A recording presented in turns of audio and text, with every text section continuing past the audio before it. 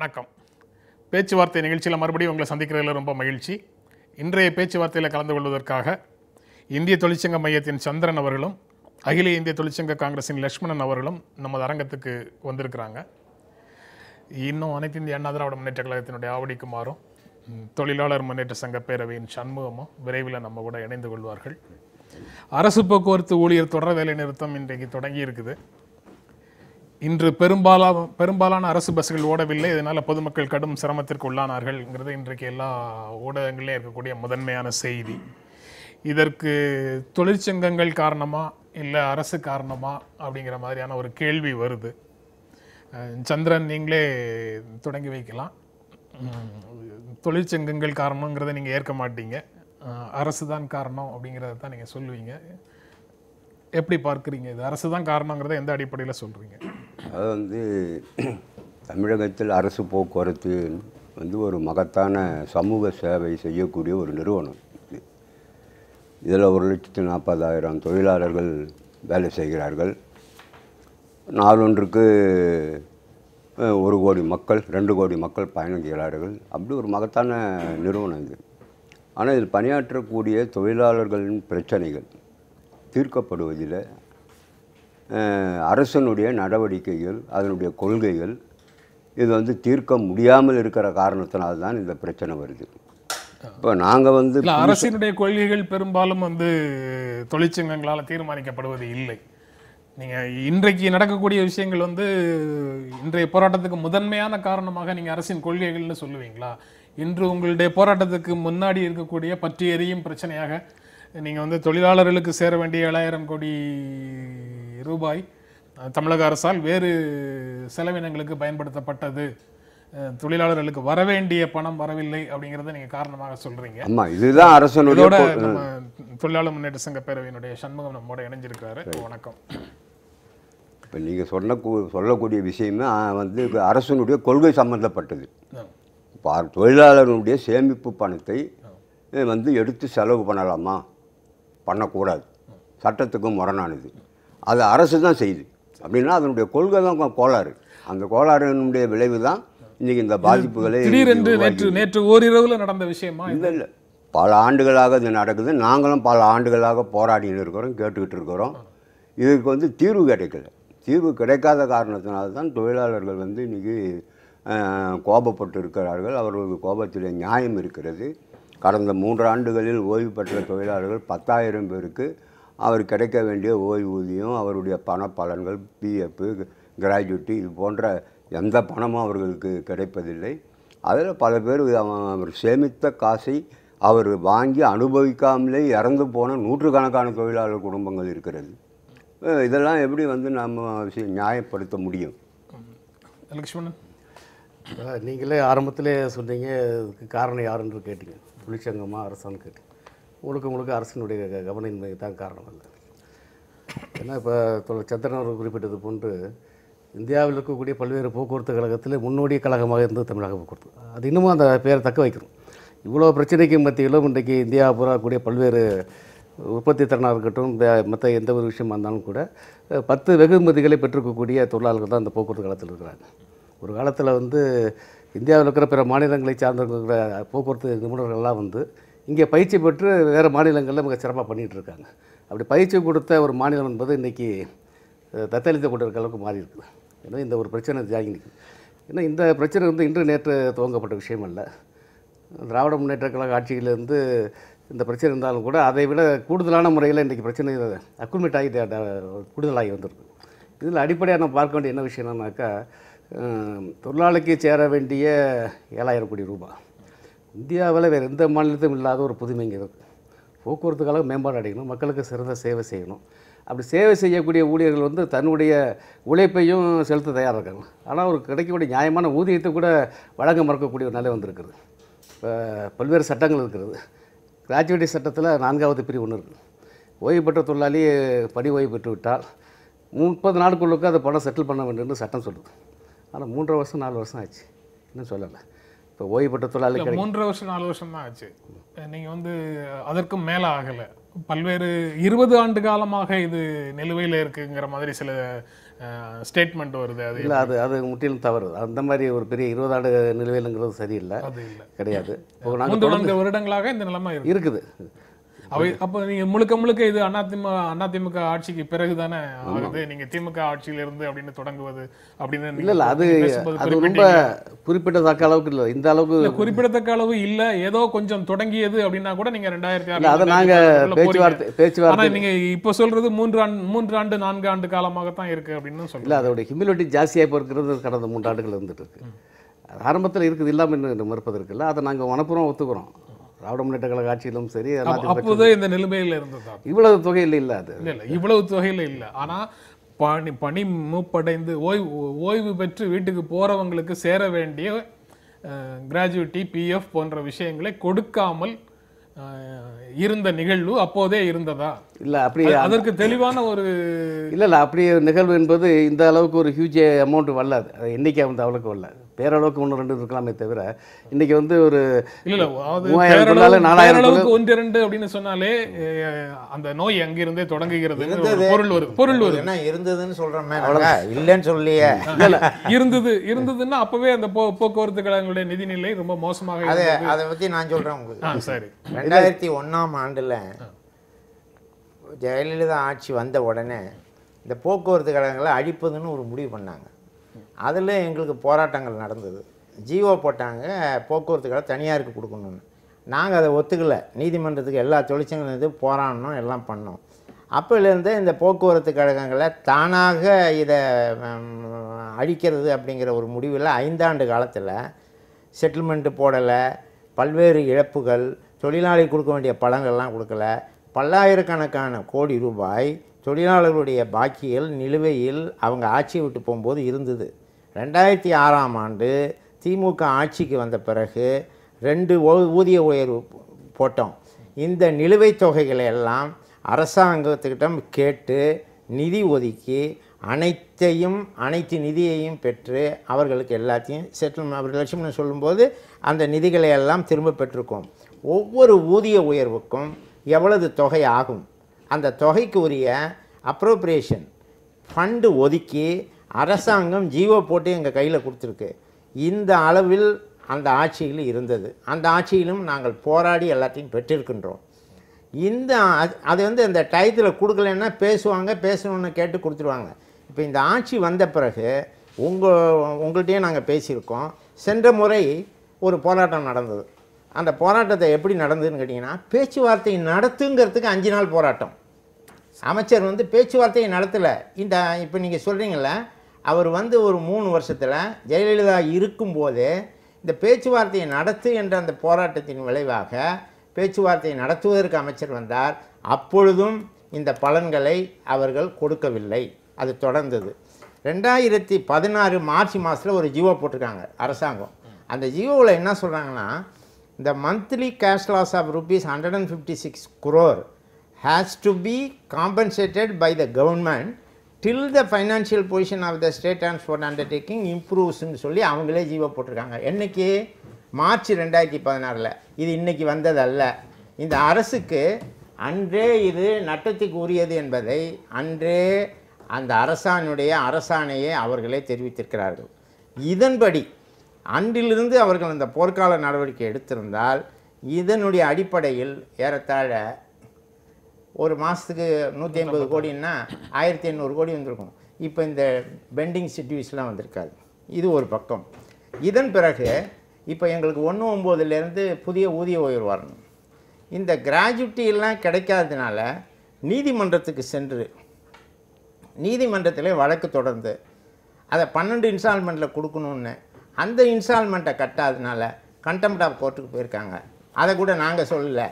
இவங்களுடைய ஜிஓ முந்தா நாள் கொடுத்த அந்த ஜிஓவில் அவர் சொல்லியிருக்கார் தெளிவாக, இவ்வளவு கொடுத்துருக்காங்க, குடும்பத்தோடு வந்து தர்ணா பண்ணாங்க, அதையும் நாங்கள் கொடுக்க முடியாமல் இருக்கோம்னு சொல்கிறாங்க. இப்போ இதுக்கெல்லாம் என்ன காரணம்? இப்போ நீங்கள் கேட்டிங்களா இது அரசியலாக என்னன்னு கேட்டிங்கல்ல, காரணம் சொல்கிறேன். இந்த துறை எப்படி பஸ்ஸை இயக்கணும், இந்த கட்டணத்தில் தான் இயக்கணும்னு அரசு சொல்லுது. இப்போ அந்த கட்டணத்தில் இயக்கும்போது அந்த இயக்கக்கூடிய பேருந்துக்கான செலவு இருக்குது பாருங்கள், டீசல் மற்ற செலவு இருக்குது இல்லையா, ஒரு கிலோமீட்டர் ஏக்கினால் 26 ரூபா 28 ரூபா வந்தால் செலவாச்சுன்னா வரவு 22 ரூபா தான் வருது. ஒரு கிலோமீட்டருக்கு 6 ரூபாய் நஷ்டம். ஒரு நாளைக்கு 1 கோடி கிலோமீட்டர் போகுது, ஒரு நாளைக்கு 6 கோடி ரூபாய் நஷ்டம் வருது. இந்த 6 கோடி நஷ்டமும் நான் அரசாங்கம் நடத்துகிறேன்னா நான் சொல்கிறதுனால தான் அந்த நஷ்டம் வருது. அப்போ வரும்போது who has to bear? The government has to bear. அப்போ வர்றத அரசாங்கத்துக்கு தெரிஞ்சு ஜீவோ போட்டாங்க. நீங்க சொல்றது போக்குவரத்துக்கள், நீங்க இன்னைக்கு அனைத்து தொழிற்சங்க கூட்டமைப்பு போக்குவரத்து கழகங்களில் செயல்படும் அனைத்து தொழிற்சங்க கூட்டமைப்பு அறிக்கையில சொல்றீங்க இதை போக்குவரத்து கழகங்கள் அரசின் கொள்கை மற்றும் சமூகத்திற்கு செய்யும் உதவிகள் காரணமாக இழப்பை சந்திக்கின்றன அப்படின்னு சொல்றீங்க. மாணவர் இலவச பயணம், நஷ்டமான வழித்தடங்களில் பேருந்துகளை இயக்குவது போன்றவை மிகவும் தேவையான சமூக நடவடிக்கைகள் அப்படின்னு சொல்றீங்க. அதனால ஏற்படக்கூடிய இழப்பை அரசு ஈடு செய்யணும். அரசு ஈடு செய்யாததுனால போக்குவரத்து கழகத்தில் board of directors, finance department, government representative இருக்காங்க. அவங்க எல்லாரும் சேர்ந்து இந்த தொழிலாளர்களுடைய டெர்மினல் பெனிஃபிட்டை எடுத்து இந்த செலவுகளை பண்ணிட்டாங்க. இப்போ செலவுகளை பண்ணதின் காரணத்தினால் இப்போ அரசு வந்து இதுக்கு ஈடுகட்ட வேண்டிய அவசியம் அவங்களுக்கு இருக்குது. அப்போ ஈடுகட்ட பண்ணுறதை கூட நீங்கள் ஒரு ஒரு ஃபேஸ்டு மேனரில் எதை எப்பப்போ கொடுப்பீங்க? பேசலாம், தொடர்ந்து பேசலாம். நம்மோடு அனைத்து இந்திய அண்ணா திராவிட முன்னேற்ற கழகத்தின் ஆவடி குமார் இணைஞ்சிருக்கிறாரு. வணக்கம். அரசு போக்குவரத்து ஊழியர்களுடைய தொடர் வேலை நிறுத்தம் இன்றைக்கு தொடங்கிடுச்சு. அவங்களுடைய அனைத்து தொழிற்சங்க கூட்டமைப்பு ஒரு அறிக்கை வெளியிட்டிருக்குது. அதில் 2வது வரி, இதற்கு அரசே முழு பொறுப்பு ஏற்க வேண்டும் அப்படின்னு சொல்கிறாங்க. இந்த வேலை நிறுத்தத்துக்கு அரசே முழு பொறுப்பு ஏற்க வேண்டும் அப்படின்னு சொல்கிறாங்க. 3 பேரும் அரசு தான் இதற்கு காரணம், இன்று பொதுமக்கள் அவதிவிட்டார்கள் என்றால் அதற்கு அரசு தான் காரணம் அப்படின்னு சொல்கிறாங்க. 3வது வரியே அதற்கு அவங்க வருத்தமும் தெரிவிக்கிறாங்க அந்த அறிக்கையில். பொதுமக்களுக்கு ஏற்பட்ட இன்னல்களுக்கு இக்கூட்டமைப்பு வருந்துகிறது. 4வது வரி, போக்குவரத்து தொழிலாளர்களுடைய நியாயமான போராட்டத்திற்கு ஆதரவு தெரிவிக்கிற பொதுமக்களுக்கு நாங்கள் நன்றி தெரிவித்துக் கொள்கிறோம் அப்படின்னு இந்த 4 வரிகளோட அந்த அறிக்கை தொடங்குது. 2வது வரி, அதற்கு முழு பொறுப்பும் அரசே தான் அப்படின்னு சொல்றாங்க. இல்லை, இந்த அறிக்கையே அடிப்படையில் தவறான அறிக்கை. இன்னைக்கு தான் வேலை நிறுத்தம் தொடங்குறது. ஜமுக்காலத்தில் வடிகட்டின போய் நேற்றே போராட்டத்தை தொடங்கிட்டாங்க. மாநிலம் முழுவதும் பரவலாக தொடங்கியது இன்று. நான் சொல்றேன், அங்கங்கே அது இல்லை. இன்றைக்கு ஊடகங்கள் இது தொடர்பான செய்திகள் வரும்போது நேற்றே தொடங்கிய இடங்கள்ல அங்கு தொழிற்சங்க தலைவர்களை கைது செய்தார்கள். அங்க உடனடியாக ரியாக்ஷனாக அங்கு போராட்டங்கள் நடந்தது, வேலை நிறுத்தம் உடனே தொடங்கியதுன்ற மாதிரி ஒரு செய்தி இருக்குது. நேற்றைக்கு நியூஸ் 18 தொலைக்காட்சியிலேயே நேற்றை 3 மணிக்கே பல இடங்களில் பஸ்கள் நிறுத்தப்பட்டிருக்கின்றன என்ற செய்தி வந்திருக்கிறது. நீங்கள் வேணா அதை மறுபடியும் பார்த்தீங்கன்னா தெரியும். அதனால் இன்னைக்கு அவங்க சொல்கிறதே அவங்களுடைய சட்டவிரோத வேலை நிறுத்தத்தை நியாயப்படுத்துவதற்காக இன்னைக்கு வெளியிடப்பட்ட அறிக்கை. சரி, அவங்களுடைய வேலை நிறுத்தம் சட்டவிரோத வேலை நிறுத்தம் இல்ல, நேற்றைக்கு சட்டவிரோதம் தானே. இன்னைக்கு தான் அவங்க முறைப்படி அறிவிப்பு கொடுத்து இன்னைக்கு தொடங்கி இருந்தாங்கல்ல, அது சட்ட ரீதியான போராட்டம். அண்ணா தொழிற்சங்க பேரவை தானே இங்க பெரும்பான்மையான தொழிலாளர்களுடைய ஆதரவு பெற்ற பேரவை. அப்படி இருக்கும்போது இன்றைக்கு எப்படி பெரும்பாலான பேருந்துகள் ஓடவில்லை அப்படிங்கிறது எப்படி வருது? அண்ணா தொழிற்சங்க பேரவை கூட தமிழ்நாடு அரசினுடைய நிலைப்பாட்டை ஆதரிக்கவில்லை. அங்க இருக்கக்கூடியவர்கள் கூட அரசினுடைய வேண்டுகோளை புறக்கணித்து விட்டு வேலை நிறுத்தத்தில் பங்கேற்கிறார்கள் அப்படின்னு ஒரு சித்திரம் கிடைக்குது. அது இல்லையா? இல்ல, நீங்க யார் ஆதரிக்கிறாங்க யார் எதிர்க்கிறாங்கன்றது இல்லை. நான் இந்த வேலை நிறுத்தம், நிர்வாகம், அரசாங்கம், இந்த முத்தரப்புக்கு இடையில் நடைபெறுகின்ற இந்த பிரச்சனை, இதனால் பொதுமக்களுக்கு ஏற்பட்ட பாதிப்பு, இழப்பு, இதை தான் நான் பேச முடியுமே ஒழிய இதில் யார் கலந்துக்கிட்டாங்க, யார் தடுக்கப்பட்டாங்க, யார் விருப்பப்பட்டு கலந்துக்கிட்டாங்கன்றதெல்லாம் வேறு வகையான பிரச்சனை. நான் இன்றைக்கி சொல்கிறது என்னென்னா, நேற்றைக்கு இந்த வேலை நிறுத்தத்தை ஆரம்பித்தது சட்டவிரோதம். இது திட்டமிட்ட, இன்னும் சொல்லப்போனால் வெள்ளிக்கிழமை எல்லாரும் வெளியூருக்கு போகிறவங்க ஞாயிற்றுக்கிழமை முடிச்சுட்டு திங்கட்கிழமை காலையில் பணிகளுக்கு வர வேண்டிய நேரத்தில் திடீரென்று முன்னறிவிப்பு இல்லாமல் பேச்சுவார்த்தை என்ற பெயரால் மக்கள் ஒரு எதிர்பார்ப்போடு இருந்தாங்க. வேலை நிறுத்தம் நடக்காது, பேசிக்கிட்டு இருக்காங்க, ஒரு முடிவுக்கு வந்துடுவாங்க. காலையிலேருந்து பேசிக்கிட்டு இருந்துட்டு பேச்சுவார்த்தையை திடீர்னு முடிச்சுக்கிட்டு வந்துட்டு வேலை நிறுத்தம் பண்ணுறது என்பது பொதுமக்களுக்கு தொல்லை தர வேண்டும் என்பதை விட இதை வைத்துக்கொண்டு அரசியல் ரீதியாக அனைத்து இந்திய அண்ணா திராவிட முன்னேற்ற கழக அரசுக்கு ஒரு அவப்பெயரை உருவாக்க வேண்டும். இந்த அரசை முடக்க வேண்டும் அல்லது இந்த அரசினுடைய நிர்வாகத்தில் குறுக்கிட வேண்டும் என்ற நோக்கம் இதுல முழுக்க முழுக்க அரசியல் தானே தவிர இதுல எதுவுமே உண்மை இல்லை. அவங்களுடைய காசை கஸ்டோடியனாக வாங்கி வச்சிருக்கிற காசை அரசு எடுத்து செலவழிச்சிடுச்சு அப்படின்னு சொல்லி அவங்க வந்து ஒரு முக்கியமான பிரச்சனையை எழுப்புறாங்க. அதாவது அவங்க 13வது ஊதிய ஒப்பந்தத்தை போடுங்க, எங்களுக்கு கூடுதலான கூலி கொடுங்க அப்படின்னு அவங்க போராடுறது இதுல முக்கியமான பகுதி இல்ல. அடிப்படையில் ஒரு விஷயம் தெரிஞ்சுக்கங்க, கேட்ட கேள்விக்கு நான் பதில் சொல்றேன். அதாவது அரசாங்கம் இந்த பணத்தை எடுத்து செலவழித்திருக்கிறது என்பதே தவறு. அரசாங்கம் செலவு பண்ணல. ஜியோ இருக்கு, நீங்க இருங்க, நான் பேசுறேன், நீங்க பேசுங்க. நீங்க உங்க ஜியோ எல்லாம் எங்ககிட்டயும் இருக்கு, நீங்க பேசுங்க. தவறு. அந்த போக்குவரத்து துறை அதை செலுத்தாமல் வேற பயன்பாடுகளுக்கு பயன்படுத்தி இருக்கிறது. நிர்வாகம் எடுத்து அதை வந்து அந்த எதுக்கு அதை ஒதுக்கணுமோ அதை ஒதுக்காம நிர்வாக செலவுகளுக்கு பயன்படுத்திருக்காங்க. போக்குவரத்து நிறுவனம் தான் பயன்படுத்தி அரசாங்கம் வேற வார்த்தைகள் போட்டு சொல்லலாமா? நிர்வாக சீர்கேடுகள் காரணம் இல்ல. நீங்க அது உங்க விருப்பம். அது இல்ல உங்க விருப்பம். சீர்கேடு இல்ல, நிர்வாக செலவுக்கு தான். போக்குவரத்தின் வேறு செலவுகளுக்காக பயன்படுத்தணும்னு சொல்லுங்க, பரவாயில்லை. நான் சொல்ற வர்றது சீர்கேடு கிடையாதுன்னு சொல்லுங்க. நான் சொல்ல வர்றது இது நிர்வாகம், போக்குவரத்து நிர்வாகம் வேற, அரசாங்கம் வேற. போக்குவரத்து நிர்வாகம் அந்த செய்த அவங்களுக்குள்ள இருக்க பண பரிமாற்றங்களில் ஏற்பட்ட நிர்வாக ரீதியான நடவடிக்கை. தொழிலாளர்களுக்கு தீங்கு செய்வது, தொழிலாளர்களுக்கு தீங்கு செய்கிறது எல்லாமே நாட்டுக்கு விரோதமான செயல் அப்படின்னு ஒரு கருத்தை வந்து அப்ரஹாம் லிங்கன் அமெரிக்கால சொல்றாரு. அது நமக்கு பொருந்துமா? இல்ல, தொழிலாளர்கள் மட்டும் இல்ல, எந்த தனி மனிதனுக்கும் தீங்கு செய்வது வந்து ஏற்றுக்கொள்ளக்கூடியது இல்ல. அது வந்து அங்கீகரிக்க முடியாதுதான். நீங்க வந்து உங்களுடைய காசை, அதாவது அரசாங்கத்தினுடைய காசை, மக்களுடைய வரி பணத்தை புதிய ஊதிய ஒப்பந்தங்களுக்காக அவங்களுக்கு கொடுக்கறதுல தாமதமாகுது அப்படிங்கறத புரிஞ்சுக்க முடியும். அப்படிங்கறது நீங்க என்ன, போக்குவரத்து கழகம் யாருடைய கண்ட்ரோல்ல இருக்கு? அகவிலைப்படி கூட போன மாதம் உரிய முறையில் கொடுக்கப்பட்டிருக்கு. தமிழ்நாடு போக்குவரத்து துறையுடைய கட்டுப்பாட்டுல இருக்கா இல்லையா போக்குவரத்து கழகம்? அரசாங்கத்தில் எந்த குறைபாடு இல்ல. நிர்வாகத்தில் தொடர்ந்து மரியாதைக்குரிய சண்முகம் அவர்கள் சொன்னது போல ஒரு நாளைக்கு 6 கோடி நஷ்டம் அந்த நிறுவனம். முடிந்த வரைக்கும் அரசாங்கம் என்பது பொதுவானது, 7.5 கோடி மக்களுக்கு சொந்தமானது, மக்களுடைய பணத்தில் இயங்குகிறது. இது மொத்தத்தையும் கொண்டு போய் இந்த போக்குவரத்து நிறுவனத்தை மட்டும் காப்பாற்றினா அவங்களுடைய தேவைகளை மட்டும் நிறைவேற்றணும் என்று வர சொல்ல அரசாங்கம் மற்ற மக்களுடைய சேவைகளை புறக்கணித்து விட்டு தான் இதை செய்ய முடியும். முடிஞ்ச வரைக்கும் இன்னைக்கு இதை எல்லாம் சொல்றாங்க. அரசாங்கத்துக்கு இருக்கக்கூடிய மிகப்பெரிய ஆயுதமே மக்களுடைய சிந்தனையை கட்டுப்படுத்தக்கூடிய, கட்டமைக்கக்கூடிய வலிமை அரசாங்கத்துக்கு இருக்குங்கிறது தான். இன்றைக்கு வந்து 1 லட்சம் ஊழியர்கள் போராடினாங்கன்னா மீதி 5 கோடி 6 கோடி தமிழ்நாட்டு மக்களும் அமைப்பு ரீதியாக ஒன்று திரளாதவர்கள், அவர்களுக்கெல்லாம் பிஎஃப் கிடையாது, கிராஜுவிட்டி கிடையாது. ஆனா இவங்க பிஎஃப் கிராஜுவிட்டி இருக்கக்கூடியவங்க போராடுறாங்க அப்படின்னு சொல்லி மக்களிடத்துல ஒரு கருத்தை கட்டமைக்கக்கூடிய வலிமை பெற்றது அரசாங்கம். அதுதான் மற்ற ஆயுதங்களை எல்லாம் விட மிக கடுமையான, மிக வலிமையான ஆயுதம். இல்ல, ஒரே ஒரு நிமிஷம். சட்டவிரோதமாக போராட்டத்தை நேற்று மாலையிலேயே தொடங்கிட்டீங்க அப்படிங்கிற குற்றச்சாட்டுக்கு லட்சுமணன் என்ன பதில் சொல்றீங்க? அதாவது சட்டவிரோதம், தொழிற்சங்கங்கள் நேற்று ஸ்ட்ரைக் பண்ண சொல்லலை. 15ஆம் தேதி தான் சங்கங்கள் ஸ்ட்ரைக் என்று பல நாட்களுக்கு முன்னாலே நாங்கள் அறிவிச்சிருக்கிறோம். ஜனநாயக பூர்வமாக எங்கள் கடமையை நாங்கள் ஆற்றியிருக்கிறோம். ஏன் ஸ்ட்ரைக்கு வந்து நேற்று சேலம் கழகம் முழுவதுமாக ஓடி இருக்குது, ஸ்ட்ரைக் ஆகலையே? பல கழகங்கள் முழுமையாக பஸ்ஸை ஓட்டி இருக்குது, அங்கே ஸ்ட்ரைக் நடக்கலையே அப்படின்னு சொன்னால் சங்கம் சொல்லலை.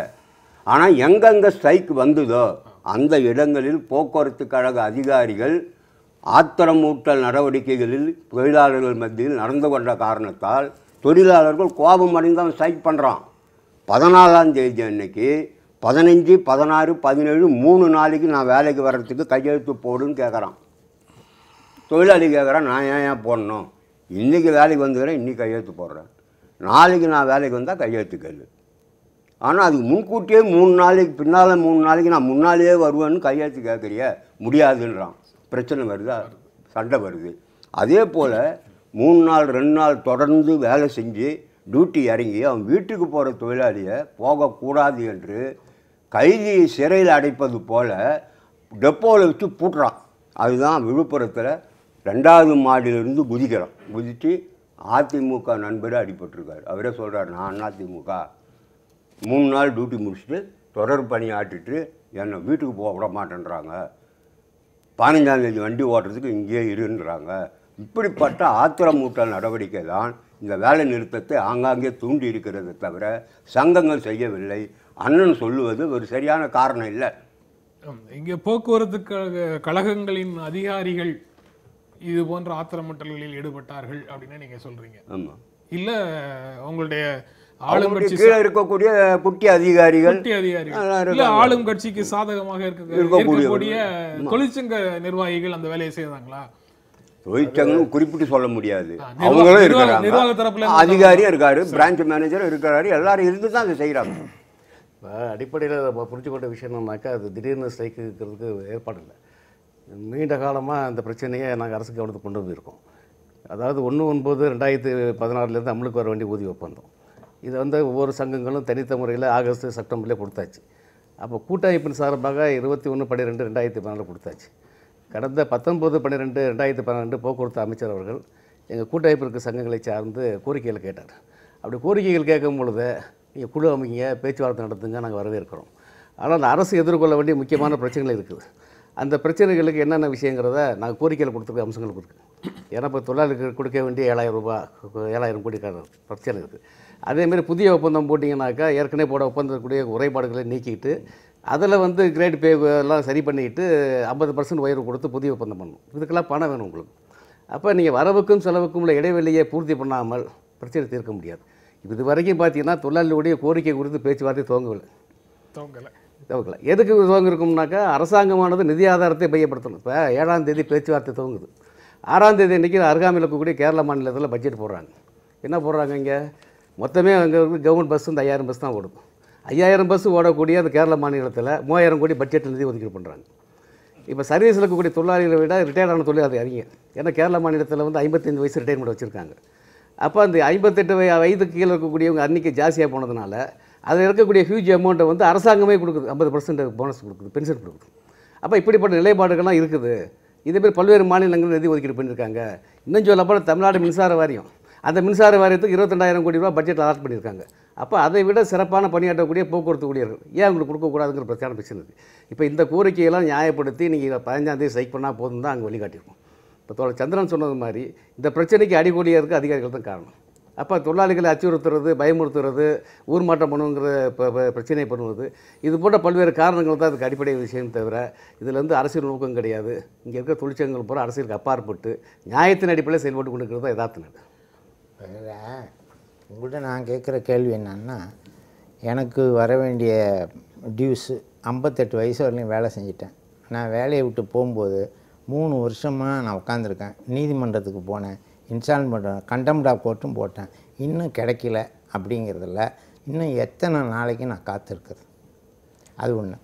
1652 கோடி ரூபாய் பாக்கி இருக்கு. அந்த அந்த அந்த முதல் கோரிக்கையாக நீங்க சொல்ற அந்த விஷயம் தான் வந்து ரொம்ப ஸ்ட்ரைக்கிங்கா இருக்கு எங்களுக்கு, எங்களை மாதிரி ஆட்களுக்கு. இல்லை ரொம்ப ஸ்ட்ரைக்கிங்.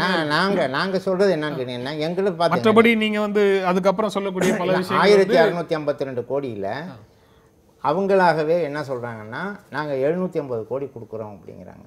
750 கோடி கொடுக்குறேங்கிற அந்த அப்ரோப்ரியேஷன் போடும்போது அதில் 250 கோடி தான் அந்த ரிட்டையர்மெண்ட் ஆளுங்களுக்கு வருது.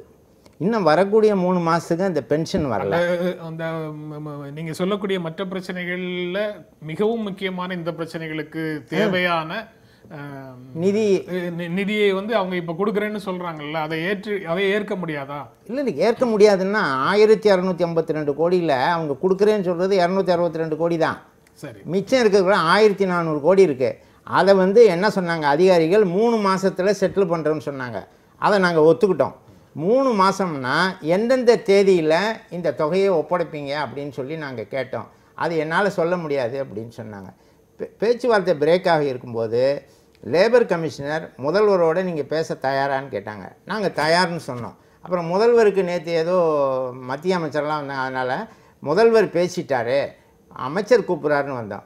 அமைச்சர் வந்தோடனே முதல்ல அவர் என்ன சொன்னார்னா, 3 மாதத்தில் எந்தெந்த தேதியில் கொடுப்பீங்கன்னு நான் கேட்டோடனே இதை மாதிரி நான் சொல்லவே இல்லைன்ட்டார்.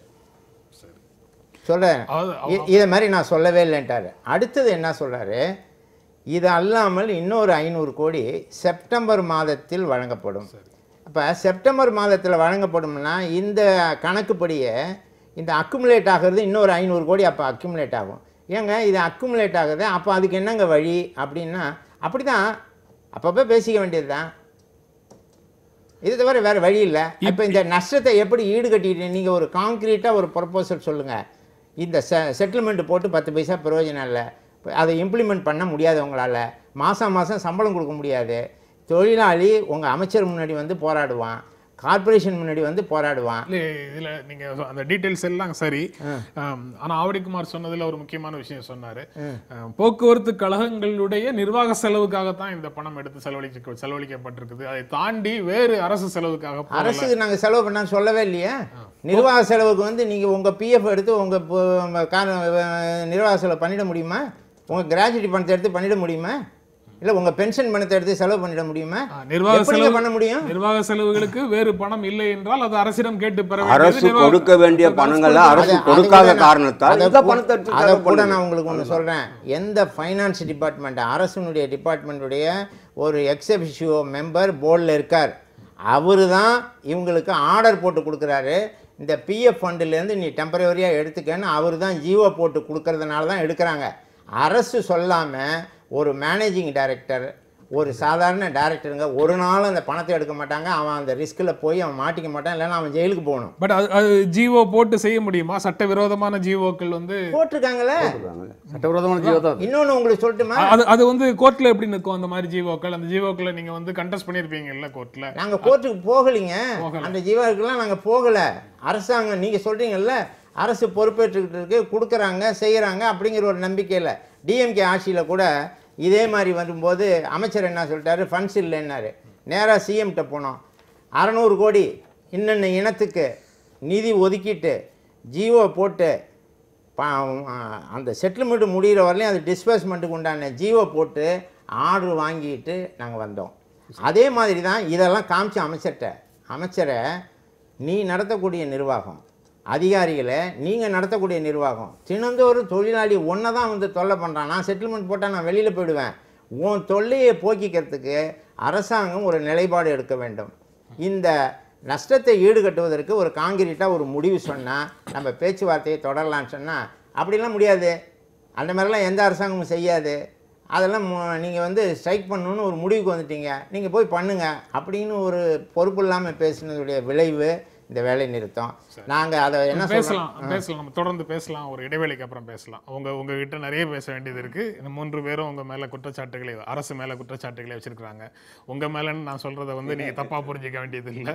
ஏன்னா அரசாங்கத்தில் எந்த இடத்துலையும் ஒரு நாளும் ஒரு நிமிடமும் பதவி வகிக்காமல் ஆனால் அரசை காப்பாற்றும் வாதங்களை மட்டுமே தொடர்ந்து செய்துட்டு இருக்கிற நபர் நீங்க. அதனால உங்களுடைய சிரமங்களை என்னால் புரிஞ்சிக்க முடியுது.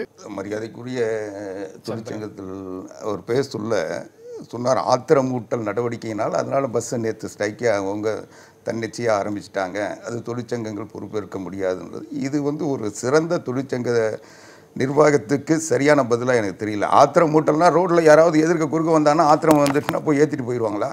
ஆத்திரமூட்டல்ன்ற தன்னை கட்டுப்படுத்த முடியாத தொழிலாளிகளை வந்து இது அவமானப்படுத்துகிற மாதிரி இருக்குது. தொழிற்சங்கம் தப்பிக்கிறதுக்காக தொழிலாளியை வந்து இன்றைக்கி அவமானப்படுத்துகிற மாதிரி இருக்குது. இது சரியான வாதமாக எனக்கு தெரியல.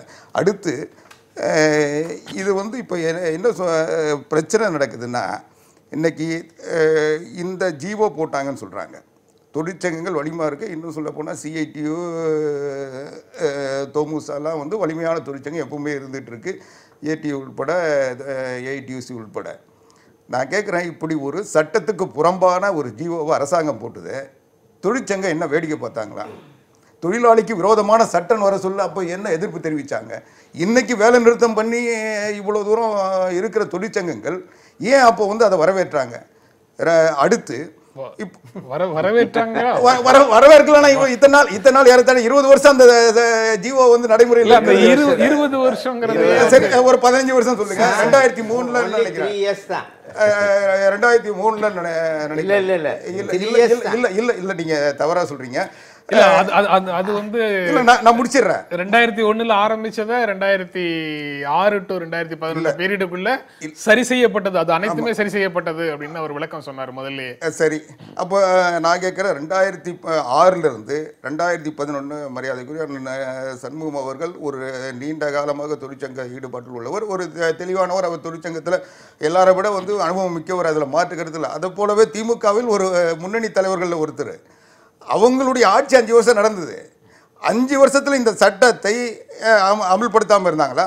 5 வருஷத்தில் முடிக்க சொல்ல இந்த மாதிரி தொழிலாளிக்கு பெனிஃபிட்ஸ் முழுக்க கொடுத்து நில் பேலன்ஸில் வச்சுட்டு வந்தாங்களா? இவங்க வழிகாட்டு அதை வந்து கடைபிடிச்சது என்ன? இன்னைக்கு வேணா கூடுதலாக இருக்கலாம், அந்த தொகை கூடுதலாக காரணத்திற்கு ரிட்டையர்ட் ஆன ஆட்கள் அதிகம்.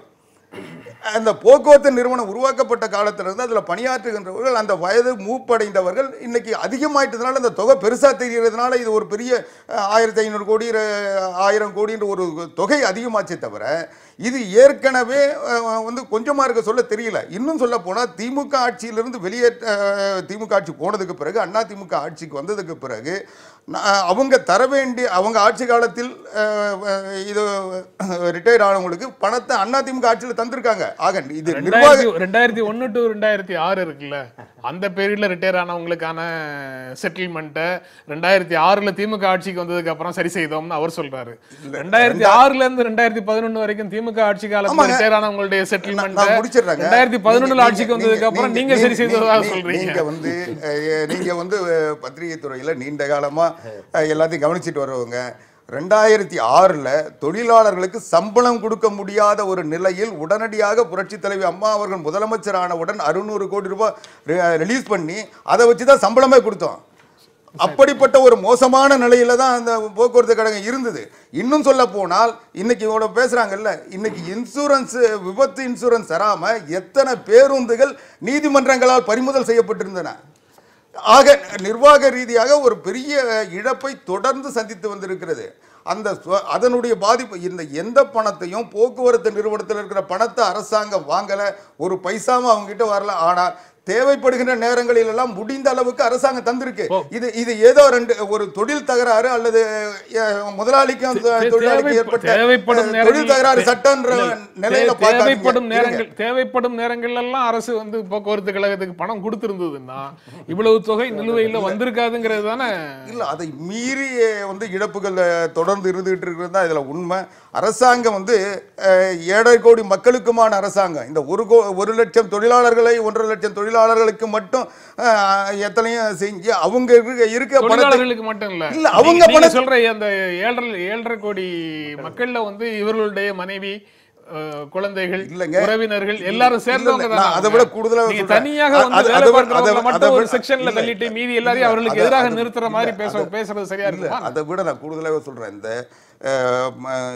முதிய ரிட்டையர்மெண்ட் பெனிஃபிட் வாங்க வேண்டியவர்கள் அதிமுக காரங்க நிறைய இருக்காங்க. இன்னும் சொல்ல போனா எனக்கு வேண்டியவங்க நிறைய இருக்காங்க. அது இல்லை பிரச்சனை, இது எல்லாருக்குமான பிரச்சனை. இன்னைக்கு இந்த நிறுவனம் என்பது போக்குவரத்து நிறுவனம் என்பது அரசாங்கத்தினுடைய ஒரு கண்காணிப்பில் இருக்குது, இல்லை மேற்பார்வையில் இருக்குது, கட்டுப்பாட்டில் இருக்குன்னு வேணால் சொல்லலாமே ஒழிய இந்த நிறுவனத்தில் ஏற்படுகின்ற இழப்புகளை அரசாங்கம் தாங்குகின்ற பொழுது இந்த 1 லட்சம் தொழிலாளர்களுக்கு 1.5 லட்சம் தொழிலாளர்கள் கொடுக்கக்கூடிய அனைத்து உதவிகளையும் அரசு செய்தது. ஆனா அரசு செய்தது நான் சொல்லல, கழகங்கள் வந்து நான் சொல்றது கொஞ்சம் புரிஞ்சுங்க. லாபகரமாக கழகங்களை நடத்தவில்லை அப்படின்னு சொல்றீங்க. 1.5 லட்சம் தொழிலாளர்களுக்கு பாதிப்பு வந்து விடக்கூடாது என்பதற்காக 7.5 கோடி மக்களுடைய பணத்தை எடுத்து அவங்களுக்கு தந்துகிட்டு இருக்கோம். ஆனால் அடிப்படையான ஒரு விஷயத்துக்குள்ள அது வருது. அது இன்றைய வேலை நிறுத்தம் இல்ல, ஒரே ஒரு முடிச்சிடுறேன். ஆனாலும் அவங்களுக்கு வந்து அது நிவாரணம் வந்து போய் சேரல. இதுக்கு காரணம் இந்த போக்குவரத்து நிறுவனங்கள் தொடர்ந்து இந்த இழப்பை சந்தித்துக் கொண்டிருக்கின்றன. போக்குவரத்து என்னுடைய கேள்வி எல்லாம் போக்குவரத்து நிறுவனம் ஒரு சேவை நிறுவனம். தொழில் தகராறு சட்டத்தை வச்சுட்டு இதை பேசுறதை விட ஒரு சேவை மக்களுக்காக உதவி செய்வதற்கு உதவியாக இருக்கிற ஒரு பணியாளர்கள் என்ற கருணை அடிப்படையில் இதை பார்த்தீர்கள் என்றால் நேற்றைய தினம் வேலை அமைச்சர் ஊதியம் இல்லாம வேலை செய்யணும், ஓய்வூதியம் இல்லாம வேலை செய்யணும். இது சேவை நிறுவனம். நீங்க தவறா புரிஞ்சுக்கிட்டீங்க.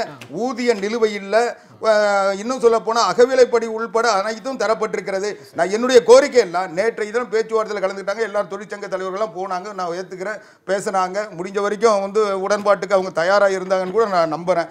ஆனால் செப்டம்பர் மாதத்துக்குள்ளே நாங்கள் இதை சரி பண்ணுறோம், அரசனுடைய நிதிநிலையை பார்த்துக்கிட்டு செய்கிறோம், அது மீறி போனால் டிசம்பர் வரைக்கும் ஒத்தி வைங்க தான் கேட்டோம். நீங்க வேலை நிறுத்தம் செய்யாதீங்கன்னு சொல்லவே இல்லை. இவ்வளவு நாள் பொறுத்துக்கிட்டு இருந்தீங்க. 3 மாசம் இன்னைக்கு காரணம் என்ன? இருங்க இன்னைக்கு காரணம் இன்னைக்கு நிலைமை கடைசி 5 நிமிஷம் தான். ஒரே ஒரு முடிச்சிடும். முதலமைச்சர் இன்னைக்கு புதுசா எங்களுடைய ஆட்சி தொடர்ந்தா கூட முதலமைச்சர் புதுசாக வந்திருக்காரு, நிதியமைச்சர் புதுசாக வந்திருக்காரு. இன்றைக்கு நிர்வாகத்தை அவங்க ஸ்டடி பண்ணுறதுக்கு ஒரு 3 மாதம் டைம் கேட்டோம். அந்த 3 மாதம் இவங்க பொறுத்து இருந்தால் டிசம்பர் மாதம் செப்டம்பருக்குள்ளே அவங்க சரிப்படுத்தலைன்னா டிசம்பர் மாதத்தில் இவங்க போராட்டம் நடத்தி இருந்தாங்கன்னா அது மக்கள் ஏற்றுக்கொண்டிருப்பார்கள். ஆனால் இன்றைக்கு அறிவித்து விட்டு நேற்று நடந்தது மக்களுக்கு எதிராக பார்க்குறாங்க. புதிய முதலமைச்சர், புதிய அமைச்சர் போன்ற விஷயங்கள்லாம் ஒரு காரணமாக நான் அவங்க கிட்ட பேசினாங்கன்னா அவங்க தேர்தல் வரட்டும், இன்னும் புதிய ஆட்களை தேர்ந்தெடுத்து எங்க தேர்ந்தெடுத்து சொல்லுவாங்க. போராட்டத்துல நியாயம் இல்லைன்னு நான் சொல்லல, அவங்க இதுன்றாங்க, எதுவுமே சொல்லல. இதை கொஞ்சம் ஒத்தி வைங்க, அவகாசம் தான் கேட்டோம். அது தந்திருந்தா அரசாங்கமும் இன்னைக்கு ஒரு பொறுப்போட அணுக சொல்ல அதுக்கு ஒரு உதவியா இன்னும் ஒரு ரவுண்ட் உங்க கூட பேச வேண்டியது இருக்கு. திராவிட முன்னேற்ற கழக ஆட்சியில விட்டுட்டு போனதையும் நாங்க தான் செட்டில் பண்ணணும் அப்படின்னு சொல்றேன். இல்ல அந்த ஆட்சி நிர்வாகத்துல தொடர்ந்து தான் நிர்வாகம் போக்குவரத்து, அதாவது அந்த அதுக்கு பதில் சொன்னீங்கன்னா கூட நேரம் இல்லை. கடைசி அதை நான் சுருக்கமா சொல்லுங்க. அதாவது சுருக்கமா சொல்றது என்னன்னா, திராவிட போக்குவரத்து கழகங்கள் 2 ஆட்சிகளிலுமே மோசமான நிலையில் இருந்தது. போக்குவரத்து கழகங்கள் அதனுடைய நிதிநிலைகள் மோசமாக இருந்தது உண்மை. அந்த உண்மையில் பேருந்துகள் வாங்கினதுலேருந்து 2 செட்டில்மெண்ட் போட்டதுலேருந்து அதுக்கப்புறமெல்ல போகும்போது அந்த பென்ஷன் ட்ரஸ்ட்டுக்கு எவ்வளோ பணம் இருக்குது, அந்த பணத்தை எப்படி ட்ரான்ஸ்ஃபர் பண்ணுறது, 1159 கோடியை எப்படி ட்ரான்ஸ்ஃபர் பண்ணுறதுன்னு ஜிஓ போட்டு ஒவ்வொரு செட்டில்மெண்ட்டுக்கும் எவ்வளோ ரூபா போடுறது எல்லாத்தையுமே நாங்கள் அந்த பீரியடில் செஞ்சு கொடுத்துருக்கோம். அதாவது உங்களுக்கு ஒரு 1 இயர் 2 இயர் இந்த பேலன்ஸ் இருந்திருக்கும். அந்த பேலன்ஸை இந்த கவர்மெண்ட் வந்தோன்னு கொடுத்தாங்க. இப்போ இந்த 3 ஆண்டுகளில் இந்த ஓய்வூதிய பலன்கள் கொடுக்காமல் இருக்குது அப்படிங்கிறது தான். அந்த 3 ஆண்டுகள் நீங்கள் ஏன் கேட்கலன்னு கேட்குறீங்க. நீதிமன்றத்துக்கு போயிருக்கோம், தீர்ப்பு வாங்கிட்டு வந்திருக்கோம். தீர்ப்பை கண்டெம்ட் ஆஃப் கோர்ட்டு கூட போட்டிருக்கோம். டைரக்ட் ஆக்ஷன் இல்லை, டைரக்ட் சட்ட ரீதியாக வேறு வழிகளில் நீங்கள் அதற்கான முயற்சி. சட்ட ரீதியாக போனால் தான் நீங்கள் பொதுமக்கள் பாதிக்குங்கிறீங்களே. நேரடி அப்புறம் நீங்கள் அதையும் சொல்கிறீங்க. அப்புறம் இதையும் எங்கள் பிஎஃப் கேட்கக்கூடாதுங்கிறீங்க, எங்கள் கிராஜுவிட்டியை கேட்கக்கூடாதுங்கிறீங்க. சம்பளத்தை கோயம்புத்தூர் போக்குவரத்து கழகத்தில் டிரைவருக்கு இன்னைக்கு அரசாங்கம் பொதுமக்களுக்காக சேவை செய்யக்கூடிய ஒரு அரசாங்கத்தினுடைய பொதுமக்கள் சேவைங்கிற நல்ல நோக்கத்திற்காக முடிந்தால் எவ்வளவு தூரம் தியாகம் பண்ண முடியுமோ அவ்வளவு தூரம் தியாகம் பண்ணிட்டு உழைக்கும் மக்கள் உழைச்சிக்கிட்டே இருக்கணும். அதுதான் சம்பளம் வாங்காம இருக்கணும். எவ்வளவு தூரம் தியாகம் பண்ண முடியுமோ அவ்வளவு தூரம் சம்பளம் வாங்காம இருக்கணும். ரொம்ப அடிப்படையான பிரச்சனை. அதாவது போக்குவரத்து கழகங்கள் தொடர்ந்து பல 5 ஆண்டுகளாக மோசமான நிலைமையில இருக்கு அப்படிங்கிறத ஒரு காரணமாக வச்சு இன்று இந்த போராட்டம் தொடங்கிய சூழல்ல பல குரல்கள் போக்குவரத்து கழகங்களை அரசே தொடர்ந்து நடத்த வேண்டியது இல்லை, அதை தனியாரிடம் கொடுங்கள் அப்படிங்கிற முழக்கத்தை, கோரிக்கையை முன்வைக்கிறாங்க, கருத்துக்களை முன்வைக்கிறாங்க. அதிமுக அரசை அது ஏற்கலையாங்கிறது எனக்கு தெரியாது. போனா யார் பாதிப்பாங்க அதை சொல்லுங்க. தனியார்ட்ட போனா இந்த கட்டணம் வருமா? போக்குவரத்து கழகங்கள் செயல்படுவதனால தான் ஏழை எளிய மக்களுக்கும் சாதாரண மக்களுக்கும் பயனளிக்கிறது. ஏன்னா நாள் ஒன்றுக்கு 42 லட்சம் மாணவர்கள் இலவச பயணம் மேற்கொள்கிறார்கள். அதே போன்று சமூக கண்ணோட்டத்தில் பல சாலைகள் செய்யப்படுகிறது. இதெல்லாம் இந்த நோக்கம் என்பது நிறைவேறணுனாக்க பொதுத்துறையாக தான் சாத்தியமானது. அதில் மாற்றுக்கிறதும் கிடையாது. இன்றைக்கி ஆவேசத்திலும் வேறு கோணத்தில் சொல்லக்கூடியவங்க ரியலைஸ் பண்ணுவாங்க. ஏன்னா பொண்ணு வேணாம். இன்றைக்கி பல நிறுவனங்களில் பல இடங்களில் தனியார் பஸ்களை கொண்டாந்து ஆப்ரேட் பண்ணுறாங்க. இதே போக்குவரத்து கழகம் ஒரு கிலோமீட்டருக்கு 48 பைசாவில் போயிட்டுருக்கு. ஆனால் இன்றைக்கி குற்று மதிப்பாக ஒரு இடத்துல இன்னொரு இடத்துக்கு போகிறதுக்கு 50 ரூபா 100 ரூபான்னு போட்டு வசூல் பண்ணிகிட்டு இருக்காங்க. இப்போ என்ன ஆச்சுன்னா சேலம் டு தருமபுரி போக்குவரத்து கழகத்தை சற்று முன் செய்தி என்னன்னாக்கா அந்த பணத்துக்கு அந்த ஸ்டேஜுக்கு ஒரு அமௌண்ட் ஃபிக்ஸ் பண்ணுறது இல்லை. ஏதோ டோக்கன் வாங்கிக்க, டிக்கெட் கொடுத்துருக்க, கணக்கு இன்வாய்ஸ் கொடுத்துட்டு போடணுங்க. 7500 வசூலான கணக்கு இருக்குது. ஆனால் கழகத்துக்கு போய் சேர்ந்து 3500 தான் போயிருக்கு.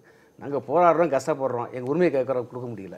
அதனால் இப்போ நாங்கள் அடிப்படையாக இருக்கிற பிரச்சனை மிகுந்த பொறுப்புணர்ச்சியும் தியாக உண்ணமும் தொழிற்சங்கத்துக்கு இருக்குது. அந்த அடிப்படையில் இப்போ அண்ணா நாவடி குமார் சொன்னது மாதிரி நாங்கள் அரசாங்கத்துக்கு நெருக்கடியே கொடுக்கல. இன்னும் நிமிஷம் வரைக்கும் என்ன சொல்கிறோம், நேற்று கூட அமைச்சர்கிட்ட பேச்சுவார்த்தை நடத்தும் பொழுது நீங்கள் செட்டில் பண்ண போகிற பணத்தை எப்படி கொடுக்க போகிறீங்க, அதுக்கு ஒரு ஷெட்யூல் கொடுங்க, நாங்கள் வந்து பரிசீலிக்க தான் சொன்னோம். அதுக்கு இந்த அரசு முன் வர மாட்டேங்குது. ஏன்னா முன்னாள் முதலமைச்சர் சொல்லும்போது என்ன சொன்னாங்க, இந்த பிரச்சனை வருது, டீசல் விலை ஏறுது, அதெல்லாம் ஏறுது, அதை பற்றி கவலையப்படாதீங்க, இது வந்து சர்வீஸ் செக்டார், இது லாப நஷ்டம் பார்க்கக்கூடாது, அதுக்கான பொறுப்பை நான் ஏற்றுக்கிறேன்னு சொல்லி தான் அந்த ஜீவோ போட்டாங்க. அந்த ஜீவோ க்ளாஸ் ஆயிடுச்சு. அப்போ இன்றைக்கி நெருக்கடி உச்சத்துக்கு ஜாஸ்தியாக போயிட்டு இருக்கும் பொழுது பிரச்சனை ஜாஸ்தியாக போயிட்டு இருக்கு. எனவே அந்த அடிப்படையில் நிகழ்ச்சியை நிறைவு செய்யக்கூடிய இடத்துல இருக்கிறோம். இந்த போராட்டம் தொடர்பாக விரிவாக இன்னும் பேச வேண்டிய சூழல் இருந்தால் இன்னொரு நாள் கூட பேசலாம். ஆனால் இப்போ நீங்கள் குறிப்பிட்ட ஒரு விஷயத்தை பற்றி எல்லாத்தையும் கருத்து கேட்டுட்டு நிறைவு செய்யலான்ட்டு இருக்கிறேன். தனியார் வாகனங்களை, தனியார் பேருந்துகளை பயன்படுத்தினார்கள், கல்லூரி பள்ளி பேருந்துகளை பயன்படுத்தினார்கள், கட்டணங்கள் வசூலித்தார்கள் அப்படின்னு சொல்றதெல்லாம் வந்து வேறு விதமான உணர்வை உருவாக்குது. அது அனைத்துக்கும் உரிமங்கள் தேவை இல்லையா, தேவைக்கு ஏற்ற அதையெல்லாம் பயன்படுத்த முடியுமா அப்படிங்கிற கேள்வி வந்து வருது. நிறைவான கருத்தாக சொல்லுங்க. அதாவது போராட்டத்தை முறியடிப்பதற்காக அரசு எது செய்தாலும் குடிமை சமூகம் பார்த்து கொண்டிருக்குமாங்கிற கேள்வி சேர்த்து வருது. ஒன்றும் இல்லை, இப்போ சர்வதேச தொழிலாளர் அமைப்பு சொல்லப்பட்டிருக்கு, அது உறுப்பு நாடு தான் இந்தியா இருக்குது. அந்த உறுப்பு நாடாக இருக்கக்கூடிய இந்தியா வந்து சர்வதேச கோட்பாடுகளுக்கு விதிமுறையை மீறி இன்றைக்கி மாவட்ட ஆட்சித்தலைவர்கள் பொறுப்பானவர்கள்லாம் போய் காவல்துறை அதிகாரிலாம் போய் உனக்கு டிரைவர் லைசன்ஸ் இருக்கா, நீ வண்டியில் ஏற்றுறான். பல இடங்கள் என்ன தெரியுங்களா, மினிமம் வேஜஸ் கம்மியாக இருக்குது, நான் ஓட்ட மாட்டேன் வண்டி நிப்பாட்டுறான். அப்போ ஒரு மாதிரி அரசாங்கமாக ஒரு எம்ப்ளாயராக இருக்கக்கூடிய மாடல் எம்ப்ளாயராக இருக்கக்கூடிய அரசானது இந்த அது விதிமுறை மீறுது. இந்த விதிமுறை மீறுது எப்படி ஒத்துக்கொள்ள முடியும்? எனவே அரசாங்கத்துக்கு பொறுப்புணர்ச்சி தவறுகிறது தான் எங்களுக்கு கருத்து. சந்திரன் அதே கருத்து. அதே கருத்து தான் சார். அதாவது வந்து ஒரு ஸ்ட்ரைக் நடக்குதுன்னாக்கா அந்த ஸ்ட்ரைக்கை எப்படி வந்து பார்க்கணுன்றதுக்கான கையாளணும் என்பதற்கான சட்ட விதிகள் இருக்குது. அந்த சட்ட விதிகளை மீறி இன்றைக்கி வந்து இந்த அரசாங்கம் நடக்குது. அதனுடைய வெளிப்பாடு தான் பள்ளி பஸ்களை ஓட்டுறது, தனியார் மினி பஸ்களை கொண்டு வந்து ஓட்டுறது, பயிற்சி இல்லாதவர்களை வச்சு ஓட்டுறது, அவன் மின்சார கம்பத்தில் இடிக்கிறான், வேறு இடத்துல இடிக்கிறான், இதெல்லாம் நடக்குது. என்ன இப்படிப்பட்ட இதெல்லாம் ஒரு சட்டவிரோதமானது. இன்றைக்கி வந்து இந்த சட்டத்தை பாதுகாக்க வேண்டிய மாவட்ட ஆட்சியர்களே தலைமை தாங்கி இந்த சட்டவிரோத நடவடிக்கைகளை செய்து கொண்டிருக்கிறார்கள். இதுதான் நீங்கள் நம்ம பார்க்குறோம். திருடனை தான் பிடிக்கணும் போலீஸு, ஆனால் வந்து இந்த திருடப்பட்டவனை பிடிக்குது போலீஸு. இதுதான் நீங்கள் தமிழ்நாட்டுடைய நல்ல உங்களுடைய நிறைவான கருத்து. அதாவது சோஷியல் செக்யூரிட்டிஸுங்கிறது சமூக பாதுகாப்பு திட்டங்கள். நீண்ட காலமாக நாங்கள் வந்து ரத்தம் சிந்தி போராடி பெற்ற சமூக பாதுகாப்பு தான் வைப்பு நிதிங்கிறது, கிராஜுவிட்டிங்கிறது, எங்களுடைய உரிமை பென்ஷனுங்கிறது. இதெல்லாம் இந்த பென்ஷன் இவைகள்லாம் கொடுப்பதோ அது கொடுப்பதற்காக அரசாங்கத்திடம் நாங்கள் வந்து எங்களுடைய சம்பளத்திலேருந்து கொடுக்கறது. இந்த போக்குவரத்து கழகத்தில் உள்ள பென்ஷன் என்பது எங்களுடைய 12% பிஎஃப்ஐ எடுத்து அதிலேருந்து அரசாங்கத்திலலாம் அரசாங்கமே கொடுப்பாங்க. ஆனால் நாங்கள் எங்களுடைய பணம், அப்போ எங்கள் பணத்திலேருந்து கொடுக்க வேண்டியது எனக்கு மாதம் கிடைக்கல, 58 வயசு ரிட்டையர்ட் ஆன கிடைக்கல. இதெல்லாம் காம்ப்ரமைஸ் பண்ணிக்கிட்டு அரசாங்கத்தோட பொதுமக்களுக்காக நாங்கள் ஒத்து போகணுங்கிற கருத்தை நீங்கள் சொல்கிறீங்க. அப்படின்னு நீங்கள் சொன்னீங்கன்னா தொலைக்காட்சியில் சொல்லுங்கள், நாங்கள்லாம் தியாகம் பண்ணணும், 1 லட்சம் பேர் தியாகம் பண்ணிட்டு செய்யணும்னு சொல்லுங்கள். தொழிலாளி நாளைக்கு ஏற்றுக்கிட்டு இனிமேல் தியாகம் பண்ணிட்டு ஒரு 2 கோடி மக்களுக்காக நான் வேலை செய்கிறேன்னு அவங்க ஒத்துக்கிட்டாங்கன்னா எங்களுக்கு ஒன்றும் கருத்து வேறுபாடு. பல 10 ஆண்டுகளாக இந்தியாவில் இது போன்ற சிக்கல்கள் வரும்போது ஆட்சியில் இருக்கக்கூடியவர்கள் இதைத்தான் சொல்கிறாங்க. அதைத்தான் இந்தியாவில் இருக்கக்கூடிய அனைத்து போக்குவரத்து கழகத்தினுடைய தொழிற்சங்கங்களையும் பங்கு கொள்ளுவேன் நான். சரி, எல்லா போக்குவரத்து கழகத்தை இப்போ நீங்கள் சொன்னது மாதிரி தனியார் துறை ஆக்கி தனியார் துறை நடத்த முடியாமல் யூபி மாநிலம், மத்திய பிரதேச மாநிலம் மீண்டும் அரசு பொதுமக்களே பொதுத்துறை நிறுவனமாக கொண்டு வந்த வரலாறு உண்டு. குஜராத்தில் 100 கோடி ஆண்டுதோறும் பட்ஜெட்டில் ஒதுக்குறாங்க, கேரளாவில் ஒதுக்குறாங்க. ஒவ்வொரு இதுலேயும் போக்குவரத்து என்பது பொது சேவைக்கு இருக்கிறதுனால அரசாங்கத்தினுடைய பட்ஜெட் இல்லாமல் நடக்காது. அதை ஒதுக்குங்கன்னு தான் நாங்கள் சொல்கிறோம். ஒதுக்குறாங்கன்னா கேட்டு சொல்லுங்கள், நாளைக்கு ஸ்ட்ரைக்கு வாபஸ் வாங்க. அவடிக்குமார், அதாவது இது வந்து போக்குவரத்து நிறுவனத்துக்கும் தொழிலாளருக்கும் உள்ள பிரச்சனை. இதில் வந்து அரசாங்கம் தன்னால் இயன்ற பொருளாதாரத்தை ஈடு செய்து கொண்டிருக்கிறது. இந்த நிலையில் இதை வச்சுக்கிட்டு அரசாங்கத்துக்கு வந்து போக்குவரத்து நிறுவனத்தை காப்பாற்ற வேண்டும் என்ற கடமை, பொதுத்துறையில் காப்பாற்ற வேண்டிய கடமை இருக்கு. அதை விட கூடுதலாக பொதுமக்களுக்கு போக்குவரத்து ஏற்பாடு செய்து தர வேண்டிய கடமை இருக்கு. நேரம் அந்த தாண்டி கடமைக்கு தடையாக இடையூறாக இவங்க தாண்டி போயிட்டு இருக்கோம். ஒரே ஒரு இதுதான் நீங்க சொன்னதுல இருந்து, இன்டர்நேஷனல் லேபர் ஆர்கனைசேஷனுடைய விதிகளை மீறி போராட்டத்தை முறியடிப்பதற்காக அனுமதியற்ற வாகனங்களை பயன்படுத்தல சொல்றீங்க. தமிழ்நாட்டுல 80% அரசு போக்குவரத்து இருந்தா கூட 20% தனியார் போக்குவரத்து இருக்கு. தமிழ்நாட்டுல ஒண்ணும் இது புதுசு இல்ல. இன்றைக்கு தனியார் பேருந்து எதையும் புதிதாக வந்து உரிமம் பெறாத எந்த தனியார் பேருந்து மக்களை ஏற்றிக்கொண்டு எங்கும் செல்லவில்லை. அதே மாதிரி இல்லாத எந்த டிரைவரும் பணியாளரும் பணி செய்யல. சரி சரி. இந்த பேச்சுவார்த்தையில உங்களுடைய சென்னை நகரம் என்பது வந்து மொனோபலி சிட்டி. சரி, இங்க தனியார் பஸ் ஓடக்கூடாது. ஆனா தனியார் பஸ் எப்படி அரசாங்கம் ஓட்டுது? சட்டவிரோதம் தானே அது. அவர் சொல்லிட்டாரு, நாங்க ஓட்டலன்னு சொல்லி. அதாவது அரசின் நிர்வாக சுமைகளை அரசு ஏற்கிறதுன்றாரு. அரசு ஓட்டியதா ஓட்டலையா? ஆனா உண்மை என்னன்னு கேட்டீங்கன்னா, அரசின் சுமைகளை ஆம்னி பஸ் எப்படி ஓடுது சென்னைக்குள்ள? ஆம்னி பஸ் எப்படி ஓடுது? அதுதான் ஓடுது, அதுதான் ஓடுது இப்போ. ஆம்னி பஸ் அதுதான் ஓடுது, பிரைவேட் பஸ் கிடையாது. அதுதான் அரசுடைய ஆம்னி பஸ் தான் ஓடுது. இன்றைக்கு ஓடிய தனியார் வாகனங்கள் எல்லாமே சார்ட்டர் ட்ரிப் தான். யாரையும் ஏத்திட்டு போகல அப்படிங்கிறது அவர்களுடைய நிலை. இந்த பேச்சுவார்த்தையில கலந்து கொண்டதற்கு எங்கள் நெஞ்சார்ந்த நன்றி நால்வருக்கும். மீண்டும் சந்திப்போம். நன்றி, வணக்கம்.